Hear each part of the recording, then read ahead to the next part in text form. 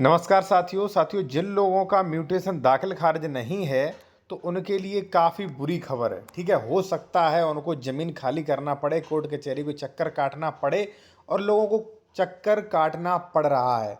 अब इसके संबंध में हम एक आपको ऑर्डर दिखाने जा रहे हैं। ये कोर्ट ऑर्डर है, कमेंट्री है साथियों। ठीक है, क्या कुछ है इस वीडियो में वो आप समझ लीजिए। और अगर आप विशेषज्ञ द्वारा कानूनी सलाह लेना चाह रहे हैं तो हमारा कॉन्टैक्ट नंबर वीडियो के डिस्क्रिप्शन में मेंशन किया गया है। साथियों यहाँ पे आप देख सकते हैं लगभग 18 वर्ष बाद नामांतरण। देखिए, एक्स व्यक्ति ने मान लीजिए सन 2000, मान लीजिए यहाँ पे 2007 को रजिस्ट्री करवाई थी। ठीक है, मान लीजिए हमसे ज़मीन खरीदी थी उसने 2007 को, अभी तक उसने दाखिल खारिज नहीं कराया। ठीक है, अब जिससे खरीदी थी वो एक्सपायर हो गया, उसके बच्चे अब आके परेशान करने लगे, भाई ये खतौनी मेरे नाम है, हम नहीं देंगे ये ज़मीन, हमें नहीं पता कब बेचा है, ठीक है ये ज़मीन खाली कर दो। और वो क्या करने लगे, वो जो है प्रशासनिक शिकायत करने लगे और उन्होंने हो सकता है आपको बेदखली के लिए दावा कर दें। ठीक है ना, 134 धारा में। ठीक है, अब आपके पास नोटिस पे नोटिस आने लगे। अब आप परेशान हो जाओगे कि भाई अब क्या करें हम, अब तो हमारे पास बेदखली का नोटिस आने लगा।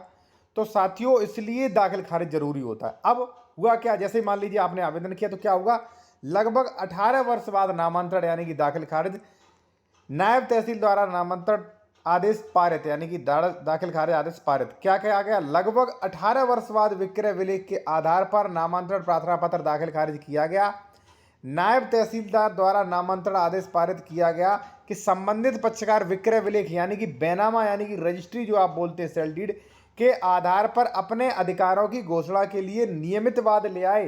भाई आप जाके अधिकारों की घोषणा कर दीजिए 229 में।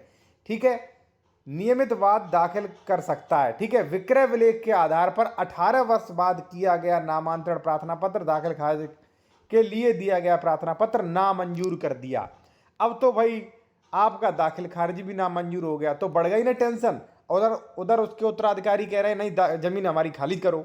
ठीक है ना, तो भाई इससे काफ़ी टेंशन आ जाएगी। इसलिए मैं कहता हूं कि अगर आपने प्लॉट भी खरीदा है तो मान लीजिए तो भी उसका म्यूटेशन के लिए आप अप्लाई करिए। ठीक है ना, आप पहले देख लीजिए ज़मीन की डॉक्यूमेंट सही है कि नहीं, ठीक है सारी प्रक्रियाएं सही है कि नहीं, उसके बाद आप म्यूटेशन कर दीजिए। नहीं म्यूटेशन करते हो, आज आप नहीं करते हो, कल आपके बच्चे परेशान हो सकते हैं साथियों।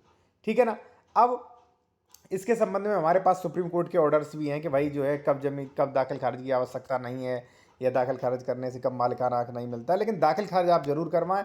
और साथियों जो लोग जूनियर एडवोकेट हैं या बेहतर वकालत सीखना चाहते हैं तो उनके लिए ये ड्राफ्टिंग ई बुक काफ़ी इंपॉर्टेंट है। इसका स्क्रीनशॉट ले लीजिए, यहाँ पे आपको सब मिलेगा। दाखिल खारिज करवाने हेतु ड्राफ्टिंग, दाखिल खारिज गलत आदेश की अपील, दाखिल खारिज रुकवाने के लिए ऑब्जेक्शन लेटर, दाखिल खारिज कैंसिल रेस्टोरेशन, रजिस्ट्री के वाला रुकवाने के लिए ड्राफ्टिंग, रजिस्ट्री कैंसिलेशन, जमीन बंटवारा, यहाँ पे सब नियम प्लस ड्राफ्टिंग है, तो इसलिए काफ़ी महत्वपूर्ण हो जाती है। ठीक है ना, जो कि किसी बुक में नहीं मिलता है, तो स्क्रीनशॉट ले सकते हैं। ये हमारा है व्हाट्सअप नंबर दिया गया है। ठीक है, तो साथियों कहने का मतलब ये है कि अगर आपने कोई रजिस्ट्री करवाई है तो उसका निर्धारित समय पर म्यूटेशन करवा लीजिए। ज़्यादा टाइम बाउंडेशन होने के बाद आपका म्यूटेशन में परेशानी होगी, और नहीं हुआ तो निश्चित ही आपको परेशानी का सामना करना पड़ेगा। कई परेशानी है, मान लीजिए लैंड एक्वायरेशन हुआ, ज़मीन आपने हमारे पिता से खरीदी थी, आज हमारे नाम ज़मीन है, हम बेईमानी कर गए तो आप क्या करोगे। ठीक है ना, और आप आदेश देख सकते हो, हम ये नहीं कह रहे हमारी बात मानिए, आप आदेश देखिए ये कि आदेश क्या कह रहा है, समझे आप। तो ये है सारी चीज़ें। ठीक है, बाकी अगर कोई डॉक्यूमेंट चेक करवाना चाह रहे हैं आप इस आदेश की PDF या कंसल्टेशन, तो कॉन्टैक्ट नंबर वीडियो की डिस्क्रिप्शन में आपको मेंशन मिल जाएगा।